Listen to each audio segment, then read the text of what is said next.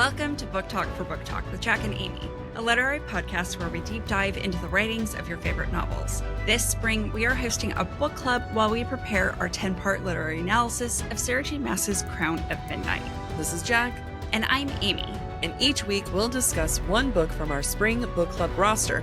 By using our literary backgrounds, we'll provide our flash analysis of each book, as well as discuss listener thoughts. But before we get into our book club content, we're here to discuss listener thoughts about our Throne of Glass season. So this is part one of this week's listener thoughts episode. The views expressed by the hosts are entirely their own and in no way represent the thoughts or intentions of the original author. This podcast is discussion shared to spark thought and conversation on the characters and themes of this novel. The interpretations presented in this podcast are just a few of the many possibilities. Listeners are encouraged to share their thoughts on their own analysis of the text. Though the hosts speak mostly within the constraints of this book, series and extended universe spoilers may be discussed with or without warning. Explicit language, as well as themes of sex, violence, abuse, depression, self-harm, and death will recur throughout this podcast. Listener discretion is advised. It feels weird to start it now. I know.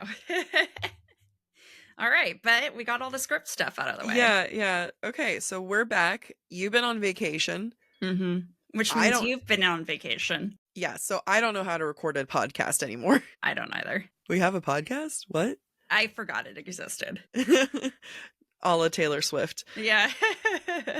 So today, though, last week we wrapped up Throne of Glass. Mm-hmm. The last episode came out. And we've been asking everyone to give us their thoughts, which in theory we would have been adding to the broomstick section, but whatevs.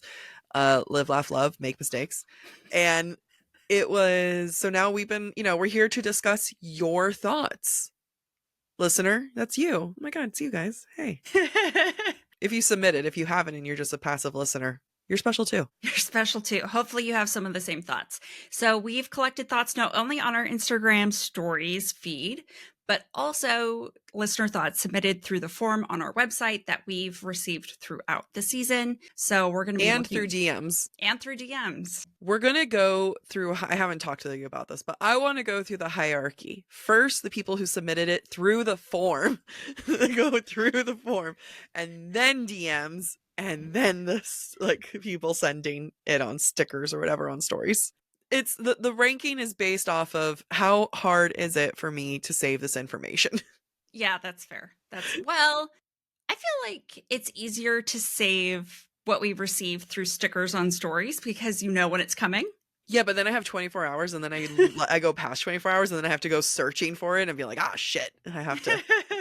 Basically, we're curmudgeons who can't handle people submitting things to us. We're grateful, guys. We are grateful, I swear. We are so grateful. This is just what happens when you've been doing this for 3 years and you both have full-time jobs. And we don't know what's the best route. we don't have time to figure that out. No. And yet you guys still listen, so thank you. Thank you. Do you have the emails? Would you like to pull up an email? Sure, I would love to pull up an email. I'll just sit here. All right.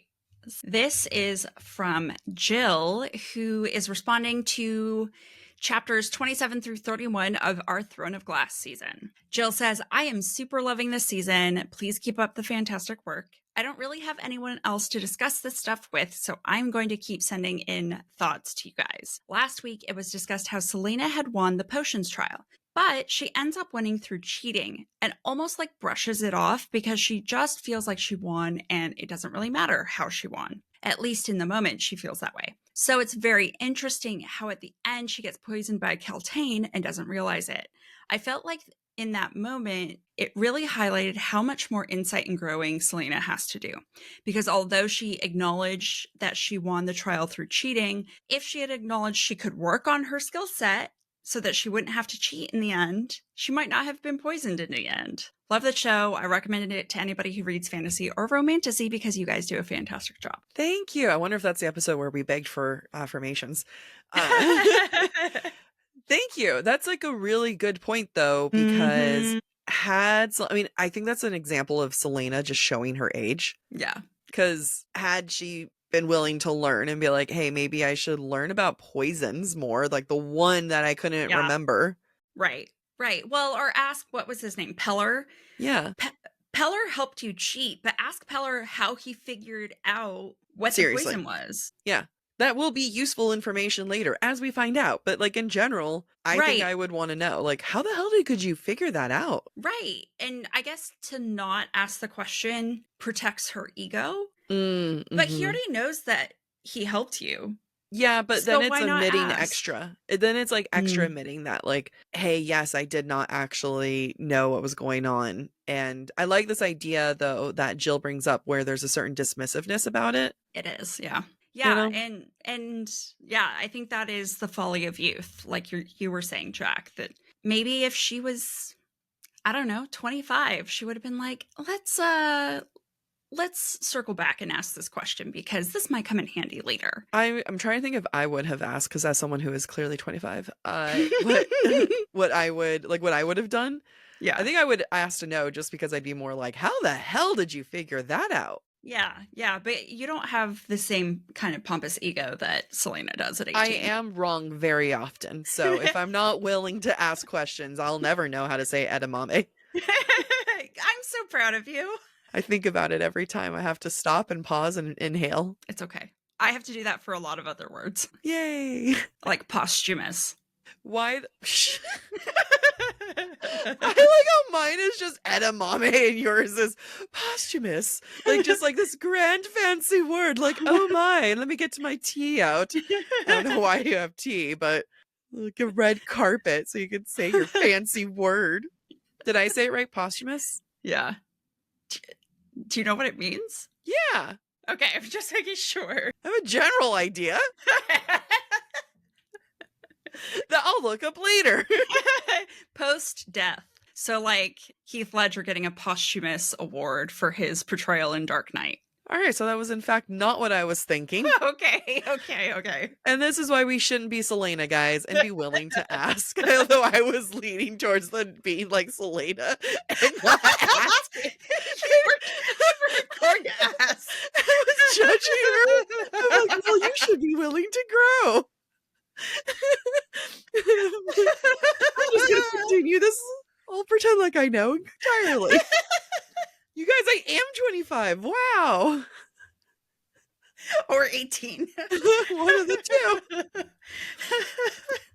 Thanks, Jill. I think that's a great thought. I'm so glad that you brought it up. Absolutely. Let's go to the next one before there's more words I don't know. All right. Another listener thought from the website. So this is from Katie, who says, I just wanted to let you know that Sam and Cale are described very similarly. So that might also be why Selena chose Cale over Dorian, including all of the examples that you talked about in your podcast. Interesting. So we've talked a lot about Cale being like Arobin. Yeah. But maybe there are also qualities that Cale has that mirror Sam. And maybe that's why Selena never talks about Sam to Cale. Well, didn't she say like looks wise character, or did she say looks or characteristics? Oh yeah, I guess it's looks here as well. Yeah, I'll stick to my opinion that I'm willing to change.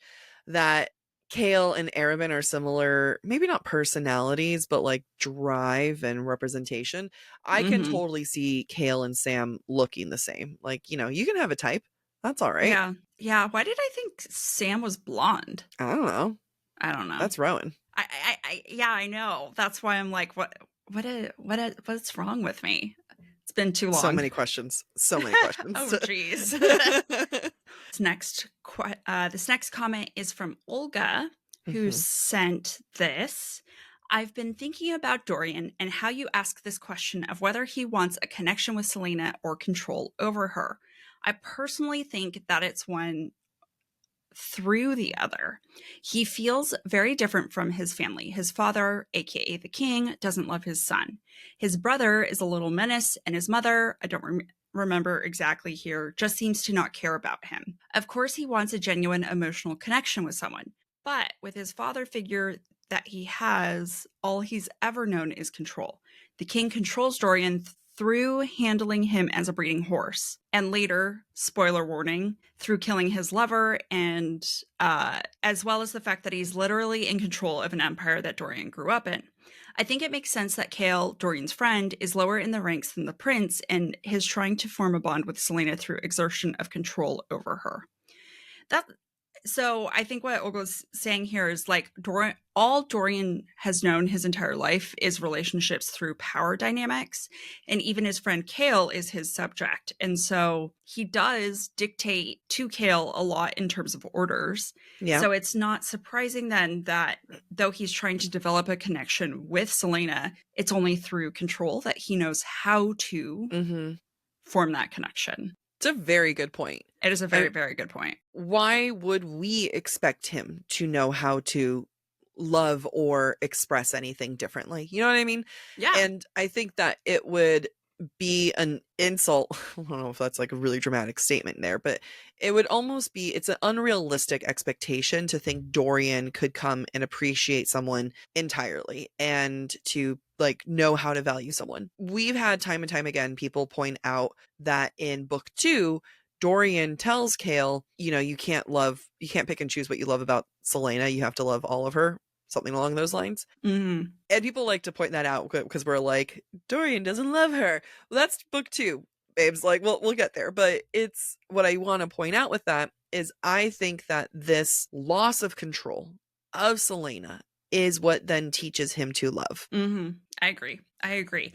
Because all Dorian has seen are parents who are supposed to love him. Society teaches him that his parents love him. Mm-hmm. But all they want to do is dictate how his life is supposed to go. Yep. And his best friend, Kale, still submits himself to Dorian's orders. Mm-hmm. Yeah, he talks back sometimes, but at the end of the day, Kale has to obey. Yeah. And so it's not until Selena comes around where Dorian is actually challenged that Dorian can actually learn what it means to have an emotional connection with someone and not control them. And to, like live and let live, like let go of her. Yeah. And her having the ultimate control of herself and choosing not to be with him is that final step that gets him over to the like, oh shit, maybe I should do, like, this is love, right? Like, yeah, not being able to control. I actually think that he will genuinely love, I mean, having not done the analysis, but I think he'll have genuinely learned what love is in the second book by not being able to do anything, be with her. Yeah, I think so. But to their point, because he can't control. Right. Yep. Lovely. Oh, let's see. This is from, shit, I can't see who it's from because when I took the screenshot, there was an email notification covering up their username. But you'll know who I'm talking about when I read your comment. So this came up after we were talking about like the goddess's firstborn. Mm-hmm, and we were kind of like, where did that come from? And they say, just up to the bit about the goddess's firstborn son, and y'all, what if the cauldron is also, spoilers for this episode? I think that's like, everything is up for grabs. Yeah. The whole verse. Yes, I agree. Y'all, what if the cauldron is not the physical cauldron, but a Da Vinci Code style metaphor for a womb? Yeah, could definitely be. Yeah. Yeah, I mean, there's been so many links between, we talked about the mother, right? And how this mother of Throne of Glass is probably the same mother of ACOTAR World. And now when you compare that and you know that the cauldron creates life and that the cauldron is in control by the mother, then yeah, the cauldron is the womb. Yeah. Yep. And from which Elaine and Nesta, the Fae versions, were born. Yeah. So you might even be able to ask yourself, was this goddess's firstborn son even born from her or from this cauldron? The metaphorical womb. Yes. I believe it. I love that. Okay. Okay. This is from Allie.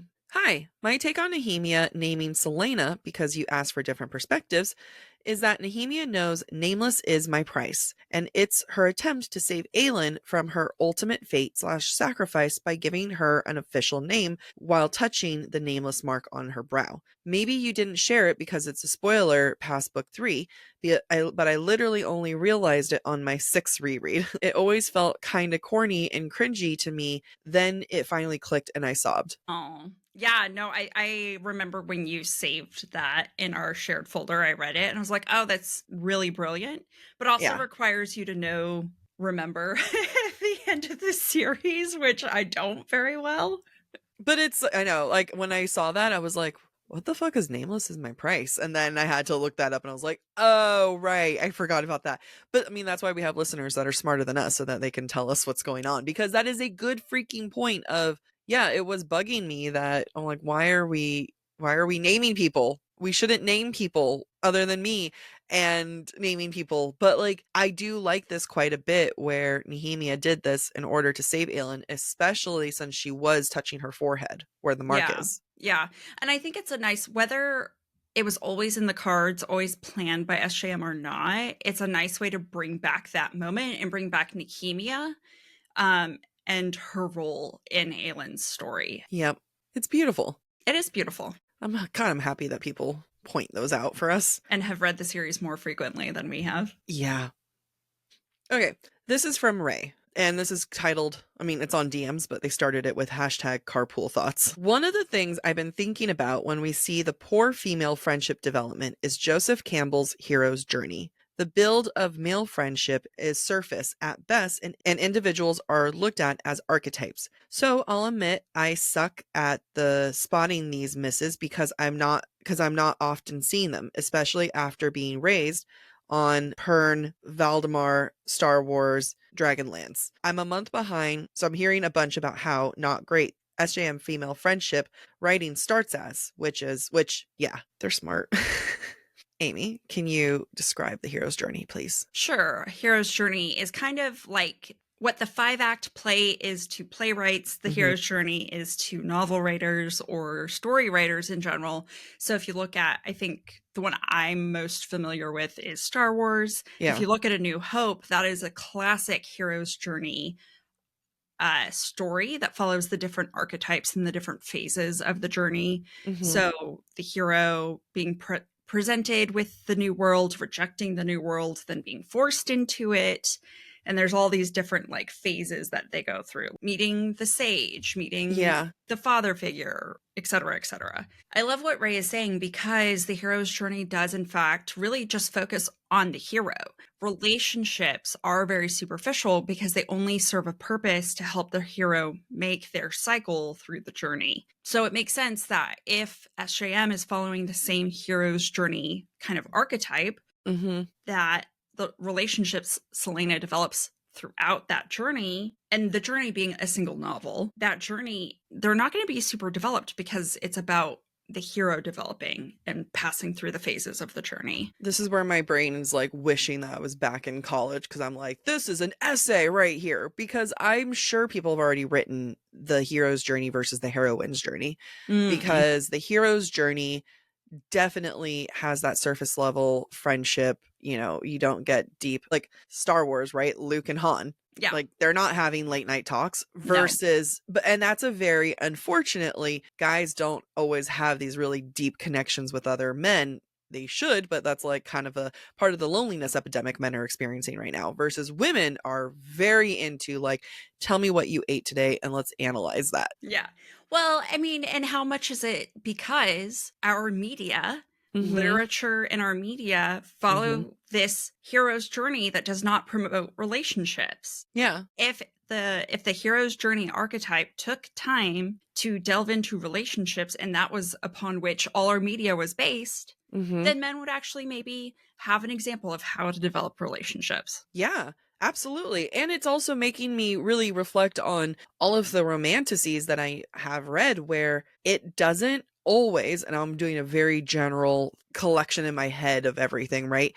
Start off as the hero's journey, like when it's like it is women imitating the men's hero's journey, and how that doesn't always feel authentic, because I know everyone doesn't have that one female friendship. I know that's a very like general privileged thing for me to say, but I think that there's this camaraderie amongst women. You know, you go into a bathroom stall and all of a sudden, you know, everyone's like, you're the best, right? And that's a bathroom, not a bathroom stall. I would be No, I said it. I said it. Just wait till it's your wedding day and I get to hold your dress while you pee. Camaraderie right there. Yeah. But there is like an element of like, we'll call it quote unquote womanhood, right? And it's very shared intimate experience there, and anyone identifying as a woman, like it's like a very welcoming, in my opinion, group. Now again, nuanced, and there's a lot of other like things within it here, but I'm trying to think of a book that we've read mutually that would start off separate from it, because if you think about Quicksilver, if you think about Spark of the Everflame, you have that similar male hero's journey. You think of one that's different, is the only one I can think of off the top of my head is Guild. And that focuses, even though Alwyn doesn't have any female friends, but the narrative is a lot of Arwen. Oh, Arwen. Arwen. Oh, I remember that now. Arwen doesn't have a lot of female friends, but that's kind of like the narrative, and one of the focal points around it is the fact that she's craving this, and part of her initial journey is getting that female friendship and connection. So, which is kind of funny because I always imagined Guild as being so different from other books, and that's now I'm wondering now. And I mean, as someone who's writing their own romantasy, I'm like, gosh, damn, I'm doing the same thing. We're following so now I want to look into what is the heroine's journey. Now I want to look into it. I'm sure someone's written a paper on it. Oh, I'm sure there are papers written on it. It would be very interesting to look at, though, and see what are the ways it differs, and how often are women inherently mimicking the hero's journey because that's what we consume in media, versus trying to conceptualize a heroine's journey. Yeah. I'm trying to look at my books, trying to think of all of them. Yeah. A lot of them follow that pattern. Because that's what we recognize. That's what we're taught. They say there's only like 7 stories, right, ever told. Right. And it's just like a repurposing of all of them, which is fair. You can still have that, but you can have a restructuring to get there. All right, I'm gonna things for me to think about and look up later after this. It's going to consume me for a long time. I think so. I can see it. Yeah. I can see it in your eyes. All right. You have any more? Yes, but I'll do more. Okay. Yeah. One more, and then I can go back to emails that I have. Okay. This is from Lauren. Kale observing Selena looking like an animal when they see the king is interesting too, because fae are described with very animal-like characteristics, particularly in this universe. And also, animals are generally the first to react to danger or when something is off. So it's another indication that she is right to be afraid of him, and that her reaction is more than personal. She also says that she thinks that we're funny. Oh, thank you. Thank you. Sometimes I need that reassurance, because Jac doesn't always laugh at my jokes. Somebody was going through old episodes. Yeah, no, that is an excellent point. Yeah. The fact that a lot of the fae are shifters in this world and therefore have an animal form maybe is supposed to be a clue that Selena is in fact fae, but also, this idea that we have that animals react to earthquakes before they happen or other such phenomena makes sense then that I keep wanting to say Aelin. Selena's reaction to the king is therefore an indication of not only primal terror on her part because of her history, but primal terror because of what he truly is. Yeah. So many levels to that I want to unpack here. The first one being like, yeah, absolutely, the fae in this world and ACOTAR world and everything else, like they growl, they're, they have mates. There is an animal predatory like element to it. So of course there would be animal reactions to this. What I also love is that it's always Kale who compares her to an animal. Now I know we talk about Dorian and metaphorically, she is his dog type thing, but like he never compares her to an animal. It's really Kale who does that, right? Yeah. She's scared like an animal. She's aggressive like an animal. And we have continuously said that in season 1 of Throne of Glass, he's always not wrong about her. He doubts her. He questions her. He thinks that she's a danger. She thinks that she's a flight risk. And technically he's not wrong about any of those things, right? Yeah. She is a danger. She is a flight risk. She knows how the hell to get out. So here it is again, where he's comparing her to an animal, and it's like, technically not wrong. Yeah. But at the same time, because he's the one that compares her to an animal, I personally am more likely to be like, well, you're an asshole. Yeah. Because you're dehumanizing her. Completely. Right? Even though she's fae, even though she's going to have animal-like characteristics, he doesn't know that. Yeah. And to make her an animal is to dehumanize her and to devalue her as well. Yeah. And it's going to give the prelude, or I mean kind of clues as to like how he will not ever be able to accept her, of that, like that side of her, Yeah. right? Yep. Yep. Well, good job, listeners. We have another comment from Olga that we received via email. This is related to chapters 7 through 10 of Throne of Glass. She says, I wonder how much of Celaena's dislike of Kaltain comes from jealousy. Now, Celaena could have grown up in a royal court, but that right was stripped away from her. Celaena also values beauty, including her own appearance and femininity, which has also been stripped of her. She was in the mines, she was viewed as a tool for the Empire, and before that, she was an assassin, which is not necessarily a very quote unquote feminine job. And even now in the court, Celaena doesn't really have a say in her appearance because all of the clothes are chosen for her, and as we recall, they weren't quite to her liking. So now Celaena sees this other woman, Kaltain, who's wearing very fancy dresses, who has probably chosen her outfits herself, who fits in with the royal court and knows how to behave. It makes me wonder how much this image awakens the thoughts in Celaena that Kaltain is everything she could have been if not for the King of Adarlan. I think that's an excellent point and really explains what we describe as really stupid, for lack of a better word, just like irrational dislike that Celaena has of Kaltain. Yeah, like we knew there was a jealousy thing happening there, but it was like, what the hell? Like, where is this pettiness, like this petty jealousy? And this listener very clearly had like more well thought out thoughts than us, where it's like, oh, well, because there's always a reason to an emotion. As my therapist loves to say, oh, old therapist, I miss you, Esther, used to say, although like several of my friends see her now, and I like, anyway, I left a video message through Randall to give to her. Oh, anyway, she used to tell me anger's not an emotion. mm-hmm. It comes from somewhere. Yep. And it's the same thing where it's like, you know, jealousy, that's maybe not an emotion. Where does it come from? Right. And we did not question that. Yeah. And that's on us. And that, because this is a great freaking point. Yeah, it is a great point. My psychiatrist says anger is a secondary emotion. That's what it was. Secondary, not a fake emotion, secondary emotion. Well, it's been a long time since I've seen Esther. So, so you're bound to get it wrong. Yeah. Secondary emotion. Secondary. So, and it's same thing with jealousy, right? Secondary. Yep. It always stems from something else. Yeah. Mm-hmm. Yeah. So, I've been appreciating more comments we've been getting of hashtag justice for Kaltain. Good. Yeah. More people will get the occasional DM or comment where it's like, I can see what episode you made it to. Hashtag justice for Kaltain.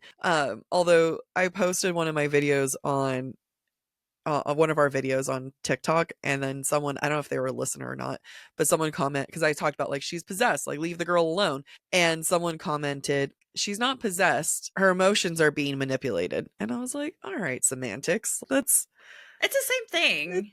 Yeah. You telling me that anyone possessed has their emotions intact? To me, at the end of the day, she's not in control of her faculties. Whether she is possessed or her emotions are being manipulated, she's not in control. Yeah. She can't be blamed for something that she's not in control of. Absolutely. Yeah. It cracks me up how there are some people who definitely aren't a fan of our soft-heartedness for Kaltain. I mean, like, we don't think she's perfect. Like, she didn't come into this like wonderful, innocent young woman. Right. She's far from perfect. However, I would hope someone would have empathy for me if my emotions were being manipulated.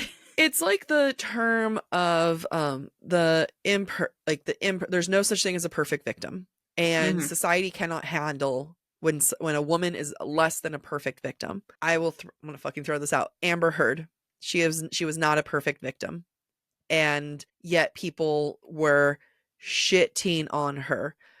And it's like, when his defense was literally based on the fact that what she said was true. Sorry, I'm throwing that out there. Anyway, but it's like, whether it's Amber Heard or anyone else, there's like, we really struggle with this idea that if a woman is not absolutely, you know, she didn't fight off completely, or she didn't look a certain way, or she might not have had the job that you want, if she is not this perfect victim, then society is very quick to harp on her. Yeah, I was just watching the new Netflix documentary on the Long Island killer, the serial killer, and the Gilgo Beach murders, and how nobody paid attention for years because they were prostitutes. They were sex workers. And so we see it in our society all the time, Yeah. that if you are female and a victim, you better look a certain way, otherwise we're not paying attention. I mean, and it just keeps going. Like, we just can't keep not giving women a break, right? If they're, well, what were they wearing? Were they drunk? How drunk were they? Oh my God. The concept of, well, she was drunk, so she wasn't prepared or didn't take care of herself. Such bullshit. Yeah, it's oh, the man was drunk, so we're not going to hold him accountable, but the woman was drunk, so therefore she's to She's blame. blamed, right? Yeah. Explain that to me, society, to our 98% female listeners who probably already agree with us. Explain that. Did you know, I think in France there's like they might, I think it's called like Blue Jeans Day or Jeans Day, and it's because along like a while ago, maybe a decade or so ago, there was a judge in France who said that the woman was not raped because she was wearing jeans, and that would have taken too long to get them off in order for her to have been raped. So women wear jeans like on that day. That makes so much more sense, because I worked at a university once where during Sexual Assault Awareness Month, you could pay $5 to have a sticker and wear jeans to the office. Nice. And you wore the sticker and it's like, sexual assault awareness, and you wore jeans. So yeah, now that connection makes so much more sense. Without context, you're like, this was a really weird fashion choice for awareness. This is would never have chosen. No, I mean, I wanted to wear jeans, so I always paid. Yeah.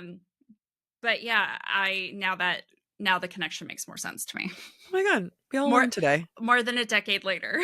I learned about posthumous, and you learned about jeans. Well, because posthumous is spelled posthumous. That's why I always struggle to say it out loud. I wasn't even judging about how you say it. I was judging about how I didn't know. No. I know. I'm just justifying my difficulty with saying it. Wait, are you justifying it because of how easily it rolled off my tongue? Yes. I can guarantee if you read it, you would have the same problem I do. I barely read your text messages. It's true. I don't even read them correctly. I need to get better at that. I need to stop skimming. It's okay. Okay, I'll just start quizzing you. So do you. No. I'm trying to think what I need. How is it that you can cater to me better? That's no, I know. I was joking. Because the answer is I need to do better. I have I skim your text too sometimes, and you're like, I sent you this, and I'm like, I don't remember. I know, it feels good on those days. Constantly when the other one like forgets something or like marginally doesn't do what they're supposed to, it's like, yes, it's their turn now. Oh, for those of our listeners who appreciated our Buffy the Vampire Slayer reference when we discussed chapters 16 through 22, one of our listeners, Erica, says she highly recommends the podcast Buffering the Vampire Slayer, which is an excellent title. That's funny. Apparently it's incredible. And she also says, love you guys. Your podcast brings me so much joy. I have to see if Nicole knows this podcast. Buffering the Vampire Slayer. Yeah, we'll have to ask her. Yeah. Should I just text her now? No. It's because I have my phone out, and we never have our phones out for recording, but I have my phone out because of screenshots. Okay, this is from Jessica. I have a non-daddy issue related comment, and this is funny because like every single time we would talk about like daddy issues on a podcast, she'd just be like, you're targeting me. The fun thing, Jessica, is that a lot of people felt targeted in those episodes. A lot of people reached out and was like, that wasn't cool. She says, have we talked about SJM choosing opium specifically rather than some other type of drug? Opium is used by colonizers. Or clap emojis. Also, the hot cocoa at the dinner. I noticed that in movies, villains end up drinking milk, and it's supposed to be unsettling because it's supposed to be a wholesome, childlike drink being corrupted by the bad guy. Is the cocoa supposed to have a similar effect? Not necessarily naming that guy as the villain, but making us feel off about these adult icky guys sipping on something because that should be unequivocally positive. That Thank you for coming is to my TED Talk. that is such a great point. The first thing I thought of was Get Out. At the end of Get Out, the female villain is like putting up her ponytail and then drinking a glass of milk out of a straw. Creepy. It's very creepy. And I love this idea that it's to make us uncomfortable that these villains are doing something that we view as something a wholesome person would do, right? We assume villains are smoking pipes and drinking alcohol and doing dirty deeds, not things that we would associate with a child. I think it shows that they're not lactose intolerant, and that's the true evil. That's the true evil, that they get to live their life without any kind of bloating or pain. Monsters. Yeah. I love it. I love that it's so unsettling. It was also, it's just very unsettling to have these like grown-ass men drink hot chocolate. It also goes back to our theory that men don't eat desserts publicly. If you haven't heard this theory because you're not in our friend group, let me tell you. It came out of this summer where I was trying to find a bunch of like Copa America like bars, right? And there was a bunch of I went to a bunch of sports bars this summer, and they did not have dessert menus. And they were like, I had to ask for a pup cup. Like I literally would go to the bartender. I was like, "Can you like?" It was like, "Oh, I'm sorry, we don't have any drinks." I'm like, "Yeah, but you can make like a blowjob shot, can't you? With the whipped cream?" They're like, "Yeah." And I'm like, "Can you hold the shot?" And just give me the whipped cream. Yeah. So they would give me pup cups. And the theory that came from that is that men aren't comfortable eating desserts without women. Or on their own or with a group of men. Now, there might be some guys that, have broken through and they're able to order desserts. But, when you think of one such being our friend's father, who makes all his male coworkers eat dessert. But with the male coworkers, and it takes a minute for them to be like, so do we get a dessert? Yeah. And but it comes, so now I'm wondering if part of the uncanniness about it is like, well, men don't get desserts. They don't, even though they have a sweet tooth and they love a sweet, they love their sweets, but there's a certain amount of like, oh, that's weird. Yeah, that's what little girl. I mean, I get a hot chocolate, but like I understand. But we're little girls. We're baby girls. We're girls. We're petite little women. Yeah. Thank you for throwing in petite. But it's true. I mean, it's like, we're just, not to be the cringy millennial, but like, small girl. And I'm not going to say it in the cringy millennial way, but it's like, I'm just a girl. And it is like, it's our drink. Yeah. Don't get to colonize my drink. Yeah. Yeah. That's, you sick bastard. I do appreciate the reference to colonization and the use of opium, because that's what we saw in the Opium Wars with England and basically everybody else, but especially the Chinese, especially, parts of Asia. And we know that SJM was a history major in college. So I'm sure she's using her knowledge of history and applying it here. Yeah. Yeah, I love it. I love the call out to colonization, because that is such a direct link. And the fact that it's Caltaine who is feeling the effects of the metaphorical colonization representation, I think also speaks volumes that she is a victim in this as everyone else. Right. She is just a person of court trying to elevate their position, trying to mean something. And so she is the perfect symbol of a naive courtier being colonized by the ultimate bad. Yeah. For their purpose. Or you can even say that she's like a naive courtier who's part of the colonizers, but there are victims within that too, for the people who don't have a say and who aren't able to push back in their own government.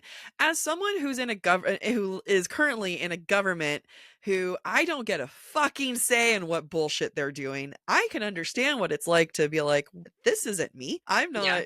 They don't represent me. Yeah, I had lunch with an author yesterday, and she's from France, lives in England, and I was like, this isn't me. This isn't don't judge me. I didn't vote for this shit. I thought she was Canadian. She moved to France when she was 3. Okay, that's right. But she, basically, I forgot all of it. She is Not American. Very not American. And I was like, this isn't me. We are Keltane. But I don't want to be Keltane. No, thank you. I don't like it. Because she has a horrible death. So we're going to deviate a little bit and we're going to talk about Crescent City because we did receive a listener thought in response to our HOSAB season. And this is from Allegra Faye. She says, and I'm assuming her gender, "Hey, Jac and Amy, I've recently come across your podcast and I love it so much. I've been binging for the last couple of months and I'm currently listening to the episode of HOSAB chapters 54 through 59, part 1. Simultaneously, I'm rereading the series, but I just read HOFAS chapter 53 and had a thought. Jac is always complaining about Ethan only having skills referenced from Sunball. She says in parentheses, rightfully so, it's so obnoxious. Okay.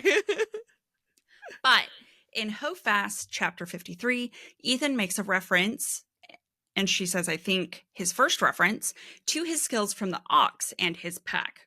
And the quote is, "And with his Ox and pack training, Ethan could make a difference too." My thought is that up until this moment, Ethan hasn't been able to face or come to terms with his exile from his pack and the Ox. So his only identity left is Sunball. He probably thinks that Sunball is the only thing that makes him worthwhile and the only reason his skills are useful. At least until chapter 53 in Flame and Shadow, after he's killed Sigrid, tried to raise her, failed at that, and is now running to Asphodel Meadows once again to save some humans from a bombing. He's now being forced to face his demons and at least recognize that he's more than just a Sunball jock. It'll be interesting to see if he makes more Ox/Wolf pack references as I continue to read Flame and Shadow. Thanks for listening to my rant. Great. An excellent, excellent point. That by being kicked out of his pack by Sabine, he has nothing left. He's not a wolf anymore because he has no pack, therefore. And quite frankly, all anybody knows him for is his Sunball. I love it. I agree. I'm not arguing. I'm just saying.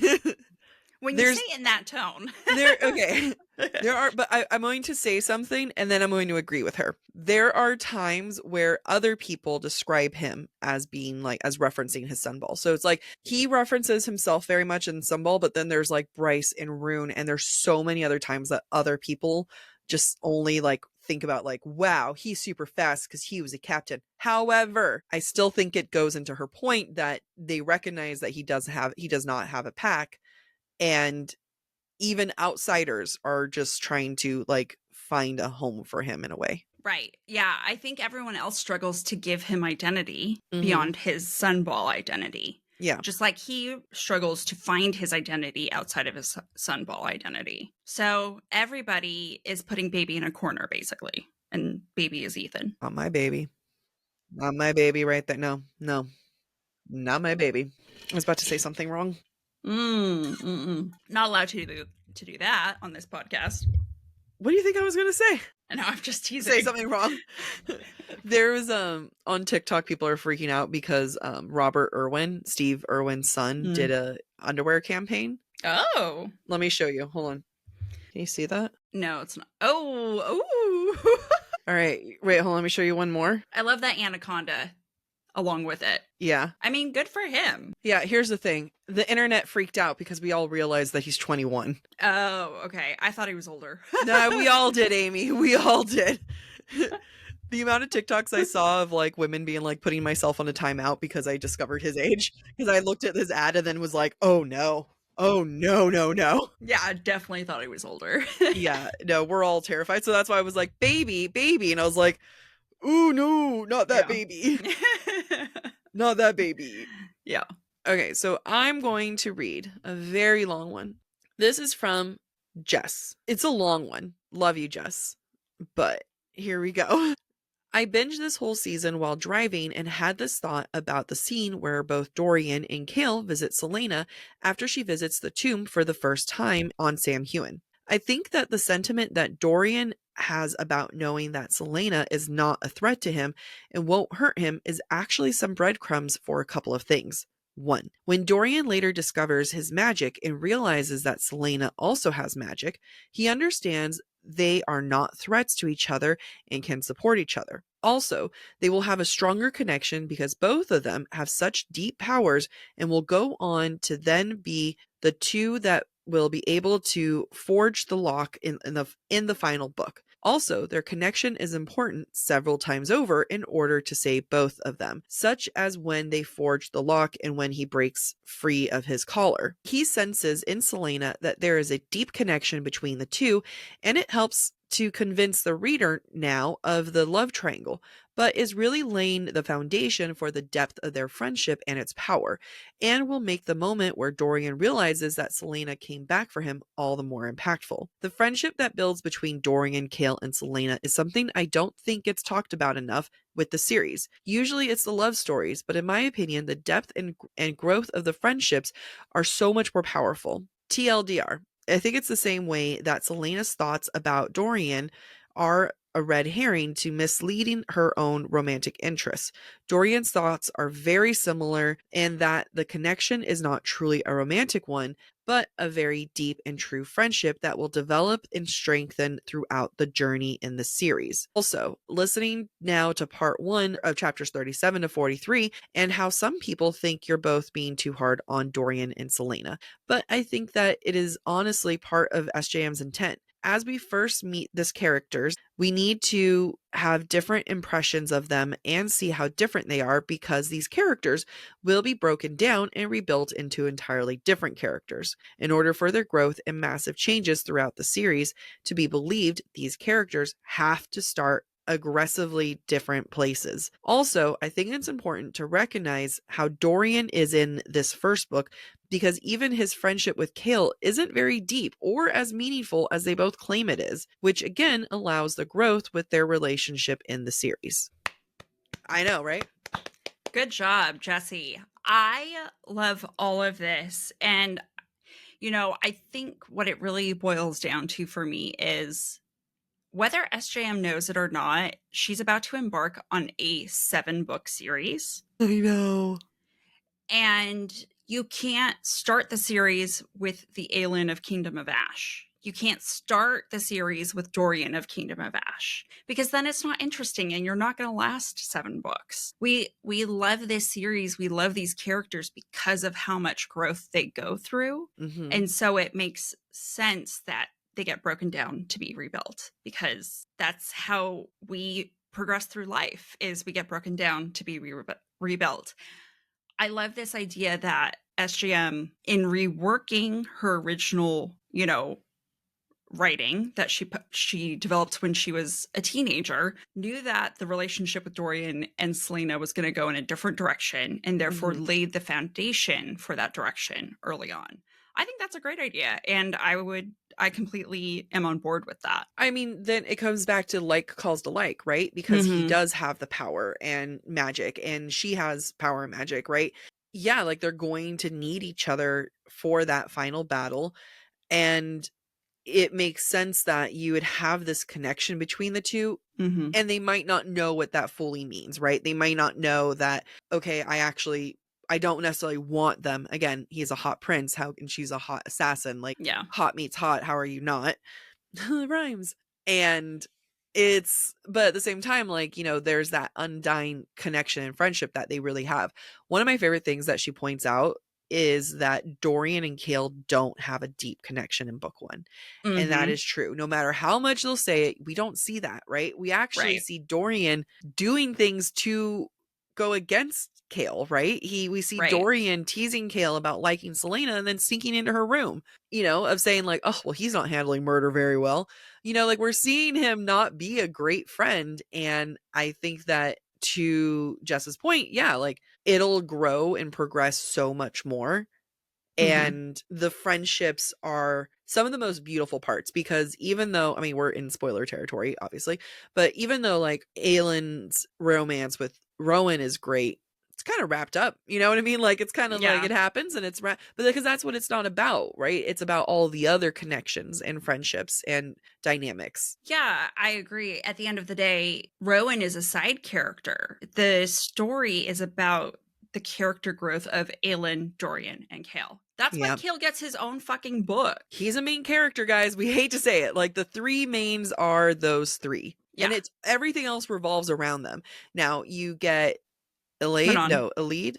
You get Manon. Yeah, you get Manon. People are be like, don't forget Manon. And then you get like Yeah. Lorcan and you get all these other Yeah. people, yes, but like the first three are those three and they are main characters. Yeah. Yeah. And they are the anchors for the entire series. Yeah, that was great. All right, let's get into some of the Instagram story stickers. Okay, so kind of going into, I'm going to go read Alex's note. And they say, I was surprised how much groundwork there was for Selena and Kale's relationship. Yeah. Yeah. I was too. Completely. You read it and I was like, wow, there was only one chapter where I felt like she actually might have liked Dorian. Yeah. And I was able to talk myself out of it real fast. Yep. Yep. Yeah. It's really easy to be like, oh, she doesn't really care about Dorian. No. He was just convenient to look at. And you know what? More men should be. Yeah.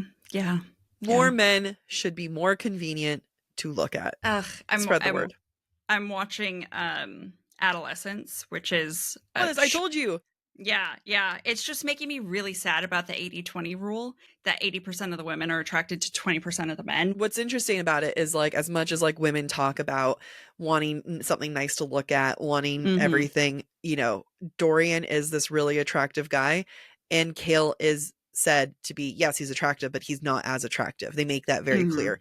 And kind of like talking about, adolescence where, some of these guys think that only, 80% of women are only attracted to 20% of the guys. And it's like, well, let's look at reality here. And that is not the case. Like, we like someone who's nice. Right. At the end of the day, we want someone who's going to treat us the way we want to be treated. Again, look just at Selena and Kale. She ends up being more attracted to Kale because she has more of a connection with Kale. It doesn't matter that Dorian's more attractive. If that 20% is there, it's only because like, it means 20% of guys aren't assholes. Right. Nothing to do with looks. Let's go through my ex-boyfriends. Yeah, fair. I have only showed Amy a photo of one guy that she's looked and said, oh, good job.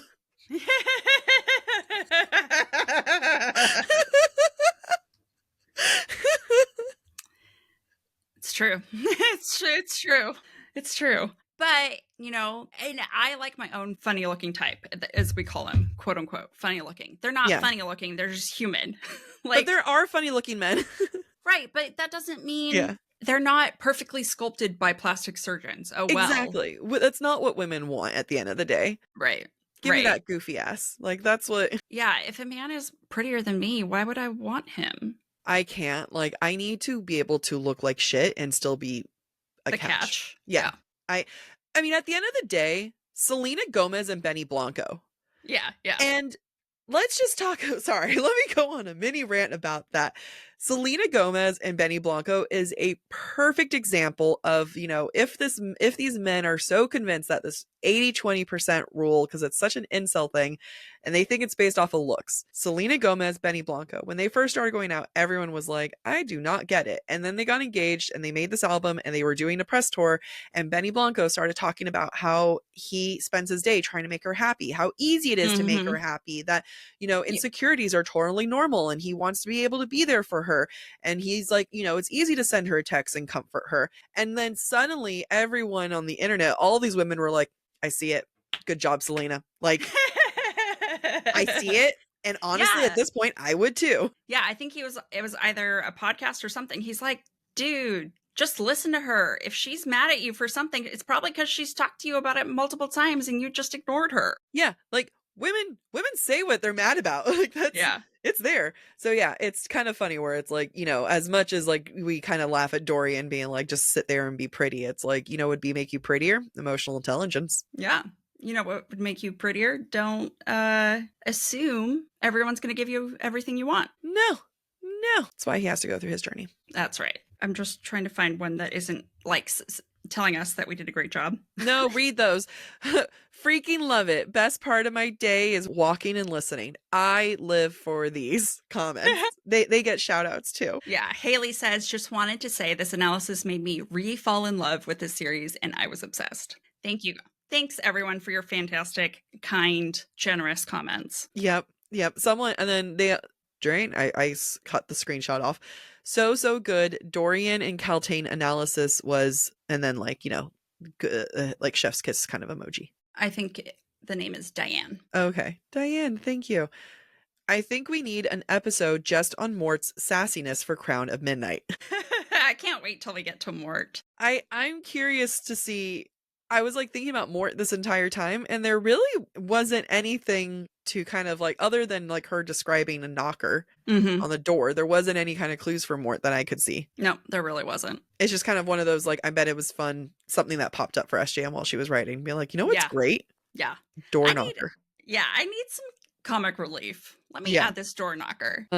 Aylin's character development from here on is my fave, and Kale doesn't deserve such a bad rep. I agree. I mean, we'll see. I think like the best part is that we're going to see him really fall from grace in the next book. Like, and what's even more so, there's a reason why SJM is going to probably build him up so much at the beginning. We're going to see him be romantic. Like, we're going to see them fall in love, be there for Selena, and then really let her down. Yeah, I think we have to feel just as betrayed as Selena feels. Yep. And that's because at the end of the day, Kale is not endgame. If we still were able of feeling not betrayed by Kale, then we would still have hope that he's endgame. And that's not what SJM's going for. Yeah. And I think part of the analysis next season is seeing how her secrets are going to be a betrayal for him, and setting that up too, because I think as readers, we're going to walk away focus on Selena's betrayal or like hurt and everything. And we're not going to really see the hurt with Kale. And I bet there's going to be a fair amount of work leading up to it where it just ends up being eclipsed. Like, we love Selena and we're like, what the hell? And everything just like is so much more for her. Like, our emotions, compassions are so much more for her. I bet there's going to be a fair amount of groundwork that SJM will have laid for us to find that redemption and meant to feel empathy for Kale as well. Right. Because there are a lot of ways in which Kale has Kale deserves the right to be upset with Selena. Yep. It's fair. Someone does say we're too kind to Kale. I know. We'll be mean. We're always mean eventually. We're always mean to everyone. It just takes time. This wasn't the book to be mean with him for. Like, Yeah. We'll be pissy with him soon enough. Loving feminine rage this season. Plus, props on SJM for a solid first as a 16-year-old. Yeah, it's true. I mean, even a solid first as a 26-year-old, right? Yeah. Sorry, keep going. No, it's just this, she started at 16, but she did revise at 26, and it's still better than a lot of people can produce. I mean, that's older ages. That's what I want to say is like, she started it at 16, and it's not bad for that, but it like definitely was not the book that she started at 16, like guaranteed for that. Not to dismiss what they said, but it's like she started at 16 and had 10 years to revive, to look at, to analyze, to get beta readers, to really come together. So it makes sense why it's such a solid first book, because she put that work into it. Yeah. It's very visible for me how much work she put into it. Yeah, I agree. Said I had something to go off of that. Jen says, the season helped me see where SJM was coming from, and the things I struggled reading made sense. I mean, I struggled with the book as well the first time that I listened to it. So analysis helps. Someone also mentioned that this season also reminded them of season 1 when we analyzed ACOTAR. Felt very similar. And sad that it's over. I am too. I really enjoyed the ACOTAR season. I really enjoyed this season because of how much there is to dig up and analyze, because she's not an author yet who's going to explain everything to us. I think part of the fun was us. I mean, we were surprised ourselves. Like each episode just kept getting longer and longer. And it was like, no one was more surprised than us. Like, as we were talking about it, of like, wow, there's a lot more here than I thought. Yeah. I think that not that like the Mist and Fury season was bad. It just wasn't the same as ACOTAR, because there was just so much more character development happening versus like, these other symbolism moments that we're trying to look into. I think that these first 3 books are just so different than the other ones that I don't think we're going to have the same moment as Mist and Fury, right? Like, we talked about on the last episode that this book, Throne of Glass, book 1, feels almost like the inciting incident itself. Yeah. Yep. So if you think about the larger story, this is only the inciting incident, which happens in the first roughly 25% of the book, less than that. Right. So it's kind of like I am keeping that in mind where, ACOTAR was truly a 3-act structure with those books. Yep. So, like, and then acts within the acts, right? But yeah, I'm excited for the next one because I have more hope than Mist and Fury. I do too. I mean, and we loved Mist and Fury. Yeah. But I think Crown of Midnight and Airfire are going to be fun to analyze the way that Throne of Glass was fun to analyze. I was going through a breakup when we did Mist and Fury and going and mourning my grandparents' death. I was very sad. One of our listeners was like, I'm going through a breakup. I'm like, you should listen to Mist and Fury. I was going through it. Maybe she can relate to you. This is from Rosie. I love the whole SJM universe, but there's something about the way Selena is written that makes me so attached to her. She's my favorite protagonist. Thoughts? By the end of the series, I agree. Mm. I think she's the most deeply flawed. Yes. And therefore, she has the most growth to undergo. And therefore, I think also the most relatable because she is so flawed. Mm-hmm. So I agree. I think that she is top tier feminine protagonist. And some people might find her very, very annoying in book 1, but that's okay. All 18-year-olds are annoying. I'm sorry.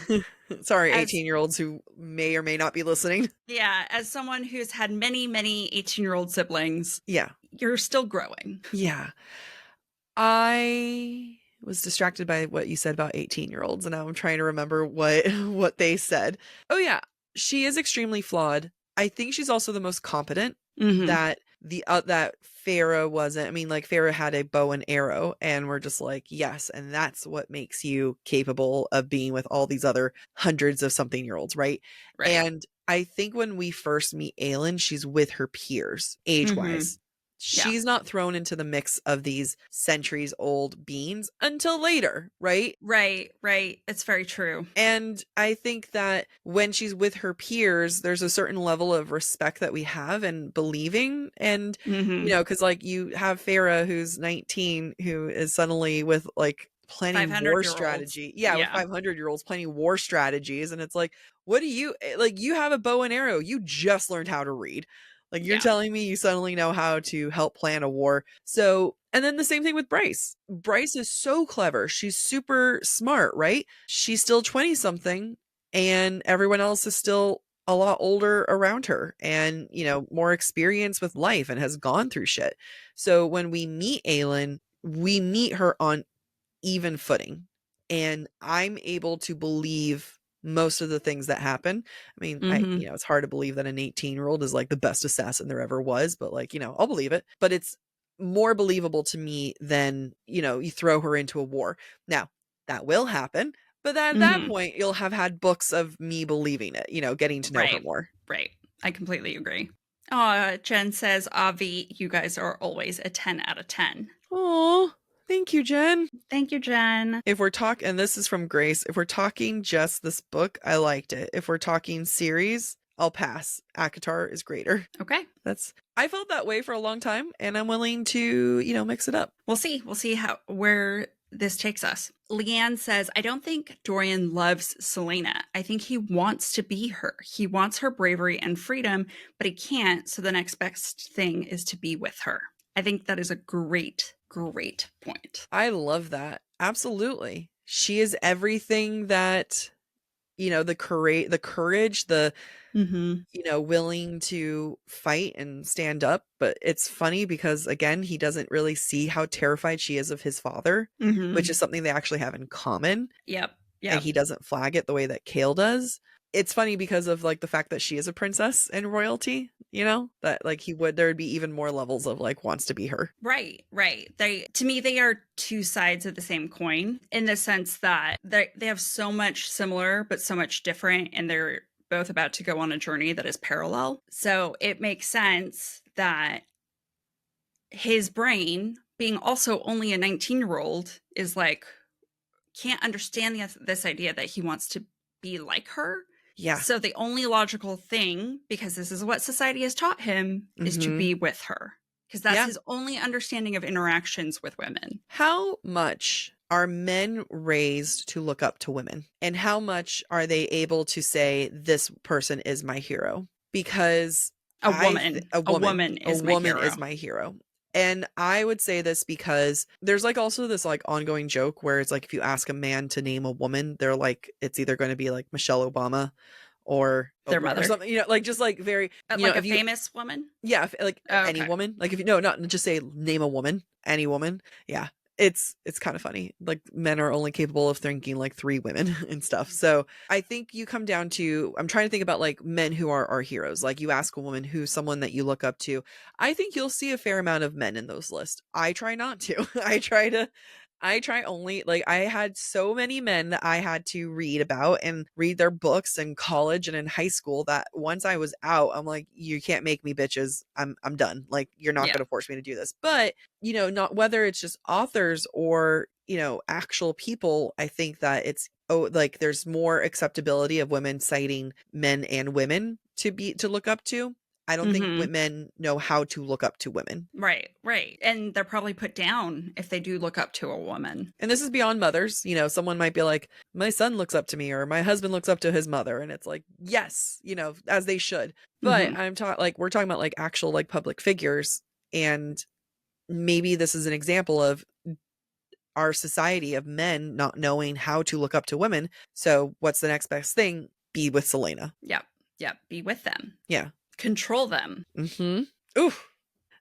Jess says, justice for Caltaine. Agreed. Oh, Feeny says, didn't love this book the first time I read it. After this season, I'm obsessed and can't wait for more. Oh, yay. Same. I was talking to someone at a party recently and I was talking about Throne of Glass and they're like, I don't know how I feel about it. I'm like, actually, listen to our podcast. Yeah. Let us change your mind. I know someone who read the entire series and strongly disliked it. And she's a friend of mine. And I was like, well, we're about to analyze it. Maybe, and this is at the point where we hadn't even started analyzing it. I was like, it might be worth listening to because we typically look at things differently than everybody else. We should Not that I was trying to, I should. I don't know that she listened. Well, no, the thing is, that's me being able to have a discussion with like someone, like I'm willing to defend it and talk about it, but not in my present mind. Like, go listen to Jac, who had notes and was thought out and ready. Yeah. I can't talk to you now about this. Yeah. Like, why is it good? I don't know. The color red? I have nothing for you. Yeah. Selena's a dog. Athena says, I feel as though this entire series was so thoroughly well thought out and planned. It is an actual masterpiece and definitely a series that will stick with you for your entire life. Yeah.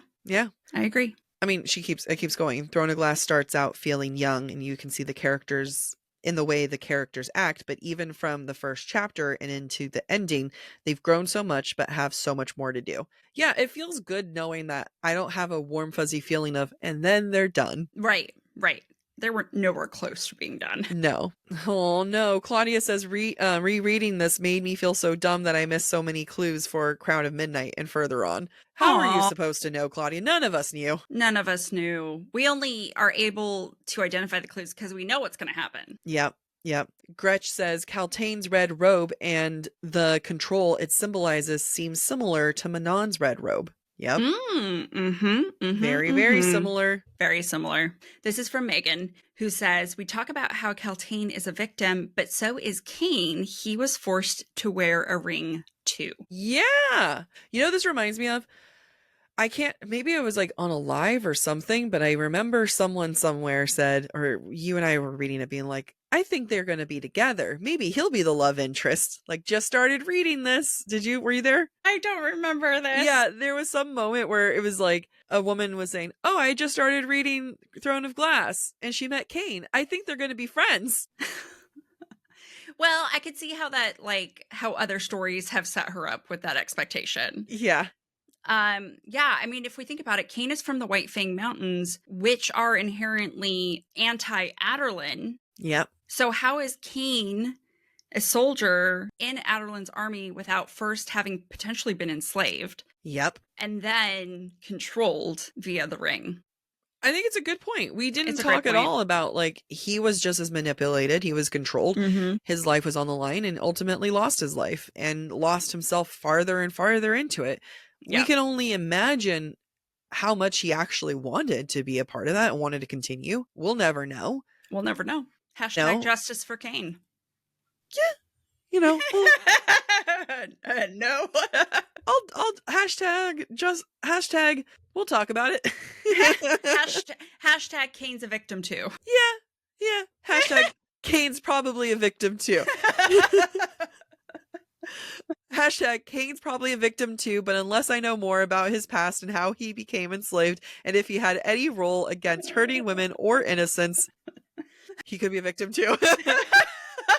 Hashtag I reserve judgment for later. Yes. This is from Megan. Since Throne of Glass is the first intro to word marks, could that be what's carved into the entry of the Archeron hovel? Yes. I think a lot of people. I Is don't that think canon? I don't think it's canon unless SJM said it in a interview, but I think everyone assumes it's canon. Or it's feel fan like canon. It's canon. It could very well be, and I'm not aware of the interview. What was it? There were some things at the third Crescent City book where we were just like, yes, that's what, like, this doesn't count as a reveal because we all knew this. Like, we all guessed this. I can't remember what it was, but there was a couple of things where it was like, and here's the grand reveal. And it felt like such a flop to me because I was like, we already guessed this. Yeah. SD says, I agree with everything about Caltaine. You probably only heard from the aunties, but we are here. Thank you. I love that I complained enough about the anti ones on the podcast that all the people who were like, we support you and Caltaine have come out of the woodworks. I don't know if that's I don't want to read your whole name because, don't want people to find you, but they said, give me more. Just awesome as usual. Many, yes, good points. And didn't catch that. I also thought that Selena didn't have memories and was actively hiding the fact that she's Aelin. I was in the camp of her not having those memories until she goes through the mirror/glass in the next book. Yeah, I understand why someone would believe that because I would totally feel that way as well. Yeah. But at the same time, it's just a really good example of use of third person past tense and being able to control a narrative and an unreliable narrator. Yep, I agree. Grace says, tell me why the first time I read this, I never doubted a word that came out of Selena's mouth. I think that's fair. I don't think we should trust her. Did we just say unreliable narrator? Well, no, but she's saying the first time she read the book, she trusted everything Selena said. She did trust everything. Yeah. Oh. I probably did too, to be honest. Yeah. I didn't realize that she's putting on a bravado facade. I take what I read literally. Like I'm not going to do an analysis my first time reading things. I do not want to look into what the deeper meaning of things are. I have no interest in that. If you're lying to me, character, that's on you. Hannah says, mind blown with the Dorian analysis. Never noticed the signs he was never endgame. Yep. Miss Erin says, I also got tired of Aelin's, quote, not like other girls act. Caltaine Defense Squad. The whole I'm not like other girls, just it screams the period, like, the time of the writing, the period of the writing, and the age of when it was written. Yeah. Chloe says, reading Assassin's Blade first is essential to fully grasping a lot of the Throne of Glass stakes. So I want to talk about this because everyone asks us what reading order we should do, and I've said time and time again, you should always read in publication order because that's how SJM intends for you to receive the information. And I understand this idea that Assassin's Blade sets up stakes and we have a better understanding of who Selena might be and her background when we get into Throne of Glass, which probably makes her a more likable protagonist when you get to that point. I think Assassin's Blade after Heir of Fire creates a whole new world of understanding for the reader that is even more tragic and painful having read it after you've read the first 3 books. I think it's more impactful to see Selena's journey over the last 3 books and then realize what she's come from. The way that Frost and Starlight is a bridge between the first 3 ACOTAR to Silver Flames is the same way that Assassin's Blade is the bridge between the first 3 books and the rest of the series. Now, people might be like, that doesn't make sense because you're going in the past. Right. I know, work with me here. But I think that part of what makes Aelin is Selena, right? And you can't get Selena without secrets. And that you like, in order to make sense as to why Aelin makes choices, why she's maybe not open with everyone, why she doesn't bring everyone into the fold with all of her plans, and she might work a little bit more behind the scenes, that won't make sense if Selena hasn't lied to you in the first 3 books or the first 2 books, right? Yeah. If you haven't been lied to as well, and you're just not as equally confused of like, wait a minute, she was hiding this from me the whole time, because there are very definite clues of Selena being Aelin. Like, it's so aggressively there that it's kind of funny that, you know, like this one listener said, like, I can't believe I missed it. I agree. It needs to be read fourth in the series because you won't understand her traits enough by reading that first. Yeah, I agree. I think that by the end of book 3, you've come to accept how much she withholds. Yeah. Right?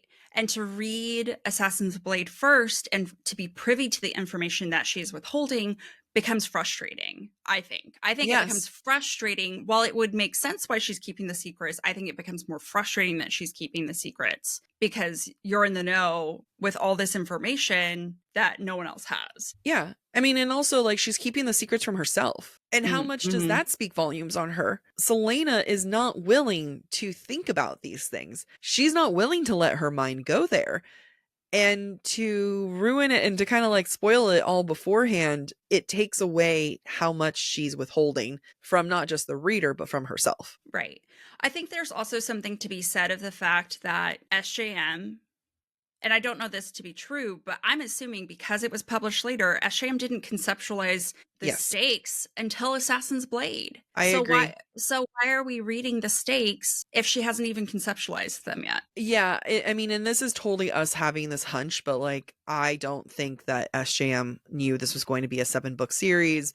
I don't think that she knew characters that were going to be appearing down the line. And Assassin's Blade is what wraps up the first 3 with the last 4. Yeah, it sets the journey for the last 4 books. Yeah. And I agree. I think what you said about it being like Frost and Starlight being that bridge, I think is absolutely accurate because SJM knew what she's done in the first 3 books are not sufficient enough to set up the last 4. Therefore, she had to create that bridge. The same way that Frost and Starlight had to exist because she couldn't get to certain things in ACOWAR that had to be established before getting to Silver Flames. Yep, exactly. I mean, she's a very intentional author. Yes. As we've learned through all these seasons of analyzing her work. So I think we have to trust her intentions. Yeah. And that's why I read in publication order. Agreed. Do you want to do the last email? Sure. Okay. So the last email is a shout out to Pooj. That is the name that the Pooj. Pooj, P-O-O, Pooj. Yeah. Pooj. Who says, since Jac is transferring things to Storygraph, I thought it might be apt to tell y'all about the Storygraph challenge that I created to track all the books covered during the podcast. Oh. I love the podcast a lot and wanted an easier way to remember what books we're reading. We'll put the link in the show notes. I double checked. Pooj has everything through Spring Book Club, all the way through to Crown of Midnight. Yep. What? Yep. Pooj? What? I feel like it's for my birthday. Wow. That's so nice. Yeah, it's awesome. It's awesome. So we'll set up the link to Storygraph in our show notes so everyone can enjoy and follow along. I love that. Yeah, that was a great one. Good job, Pooj. Good job, Amy, for picking that to be the last one. And good job us for doing a whole last season on it. Woohoo! Yay! More to come, but not until Spring Book Club. Spring Book Club next week is Onyx Storm. Yay! We have... yeah, go ahead. Oh, I started rewatching it because my sister is helping us edit. And Nice. I was double checking her editing, and I was like, oh, I can't wait for people to listen to this. Someone made a comment on one of our, there's that episode where I kind of go on a rant of, Rebecca Yarros wrote popular characters and, Yeah. why are you committing this to non-popular people? And the person gave such a good counter where I was like, oh, that's chef's kiss. Like, put me in my place, like Yeah. it's yes ma'am. She called out that you have the main protagonist is a woman who is a disabled woman who is struggling with disease, and then you have essentially a group of children who have been, I don't know, what did they say, not colonized but like ostracized and essentially slaves. Yeah, it's true. It's It's true. You know what, too It's fucking shay. true. Too fucking shay. Yeah. Yeah. I mean, these are people who are being taken advantage of by a system. Yeah. So that's a fair assessment. Yeah. Put me in my place. I love it. But yeah, so wait, did your sister, she did all the audio editing too? She edited, yeah, so go check out part 1 of Onyx Storm in Riverside. It's already edited. Whoa, that's exciting. And so we have Onyx Storm, and then we have a bunch of amazing authors and that we're interviewing, and then I have to finally do a giveaway. I'm so anxious to do a giveaway because I feel like I'm doing something wrong. You feel like an imposter. That, and I feel like, I don't know, I'm like, I asked these people to sign books and now we're giving them away. I feel dirty, although I know people do it. But so yeah, pay attention to our Instagram because we're going to be doing giveaways. Yeah, and you're only going to be able to participate if you're following us on social. Yeah. Specifically Instagram. Yeah. I mean, TikTok was just renewed for another 75 days, I think. Yeah. So we'll see how that goes. All right. I think I'm being eaten alive over here. So let's wrap this up. Well, we've already done the outro, so we don't have to do anything else. Holy shit, man. This was great. All right. Well, I guess goodbye. Now I go into the outro. Thank you for listening to this week's episode of Book Talk for Book Talk with Jac and Amy. We encourage you to rate and subscribe to our show on your preferred podcast listening platform. Next week, we will be discussing Onyx Storm by Rebecca Yarros. We would love to hear your thoughts based on today's conversation. If you would like to submit your take on any of the books we plan to discuss later this spring, please be sure to follow us on Instagram, where we ask for listener submissions. If you're enjoying the podcast, please visit our website, booktalkforbooktalk.com, to view our latest merch and learn about supporting the show through Patreon or Venmo. You can follow us on TikTok, Instagram, or YouTube at the handle Book Talk for Book Talk. Bye.